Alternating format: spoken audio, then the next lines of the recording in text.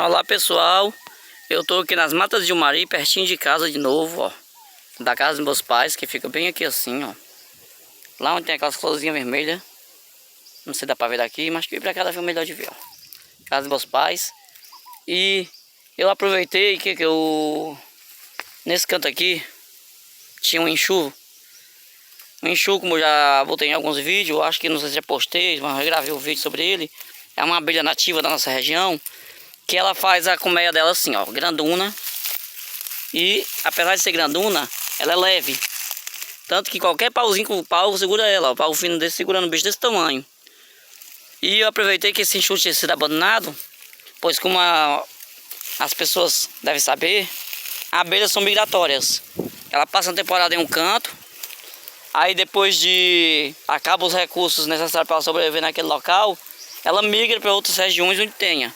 Então ela abandona a colmeia, que são a casa dela, ela deixa abandonada e parte adiante.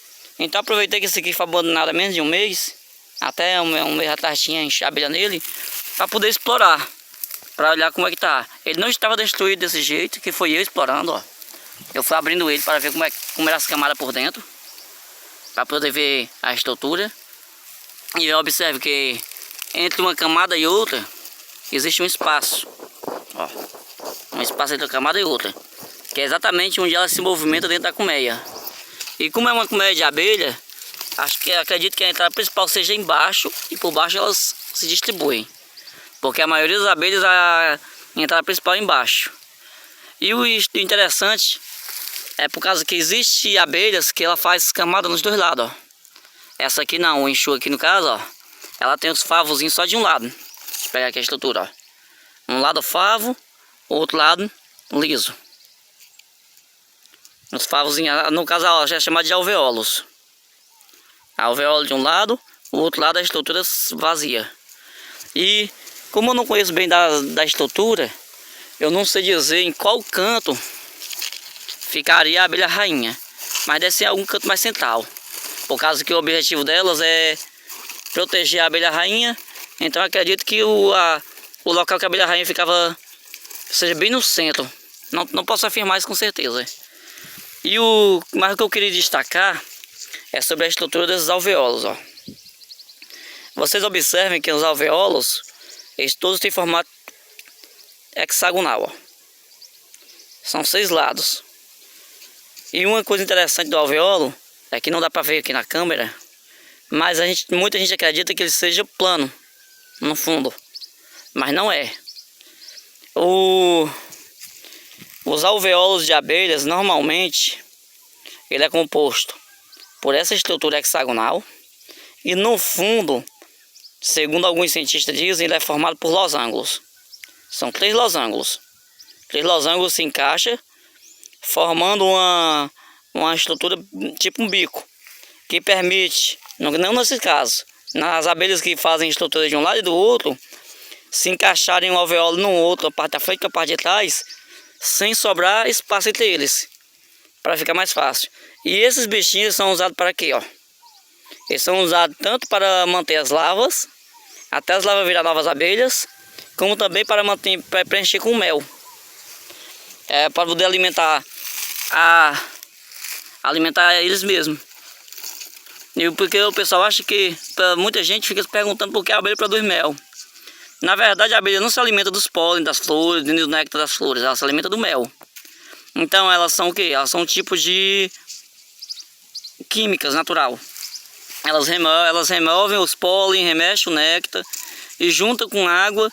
E eu não sei o que mais, eu não sei como é o processo químico que elas fazem, mas o processo químico que o ser humano precisa de fogo, de uma tecnologia para poder fazer o mel de algumas plantas, as abelhas fazem naturalmente.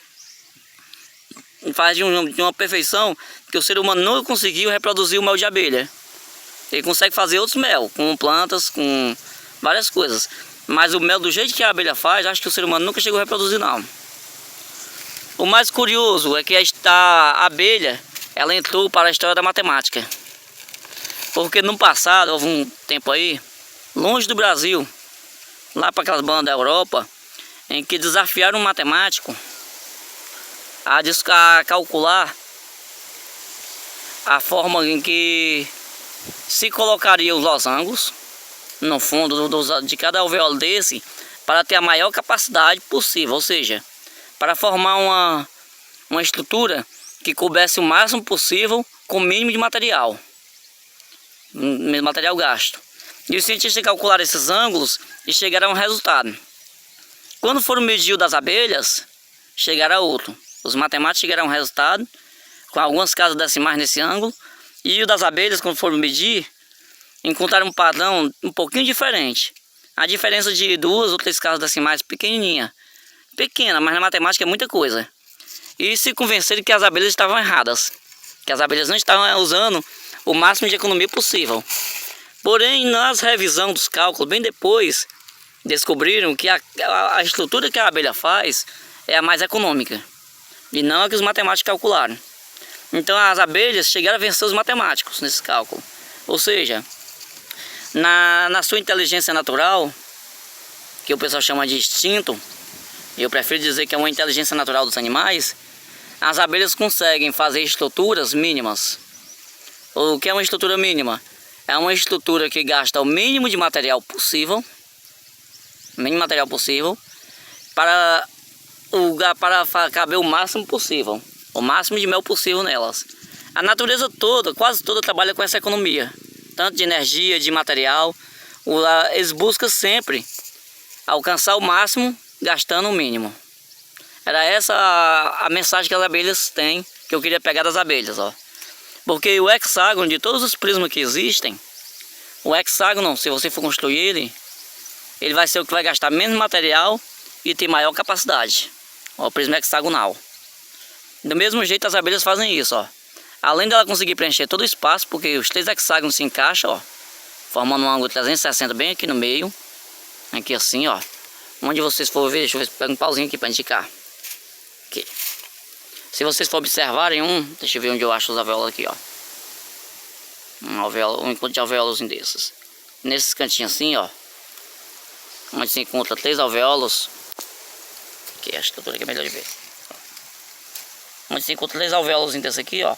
Eles fecham um círculo perfeito, ó. Eles não deixam brecha. Então, elas conseguem fazer hexágonos perfeitos. Elas preenchem todo o espaço com hexágono.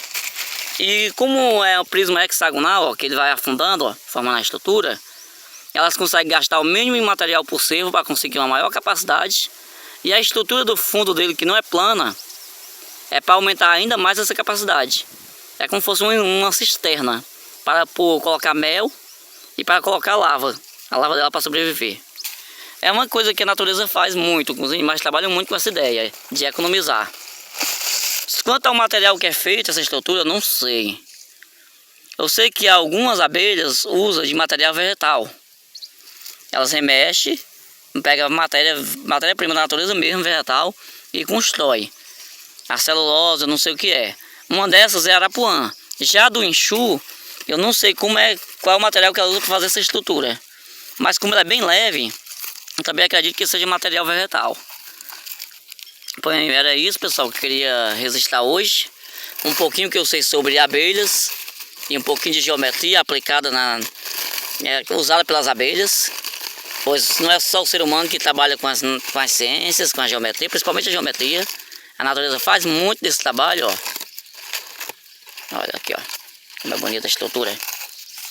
E até breve com mais informações, outros conhecimentos, o que mais eu puder para fornecer a vocês. E quanto a isso aqui, esse material, ó, essa estrutura que elas deixam para trás, por ser material natural, ele vai se decompor e vai voltar a fazer parte do solo, ó. Então não é uma forma de poluição, não estraga, ó. E até lá o que acontece, ó, vocês podem, eu não sei se deu para ver, mas tem umas saraças, umas formigas aqui, ó, o que eu chamo de taioca, alguns chamam de saraça. Que o que acontece? Quando eles vão embora, com certeza sobra vestígios ainda de mel, de alguma coisa, e alguns animais, tipo alguns insetos, vêm e se aproveitam disso. Então, de certa forma, ela não só tira, como ela também colabora, porque além disso, o material que ela deixou para trás vai se decompor e vai fortalecer o solo, ó, vai enriquecer o solo. Vai novamente enriquecer o solo. O que ela tirou, ela devolve. Ela só leva mesmo o quê? os filhotes e o conhecimento adiante. Era isso, pessoal, eu queria transferir para vocês aqui, ó. Destruí a colmeia antiga já, para poder dar uma observada. Acelerei um pouquinho o processo de decomposição dela. Então, pessoal, até breve com outros conhecimentos, com outras informações e o que mais a gente puder fornecer a vocês.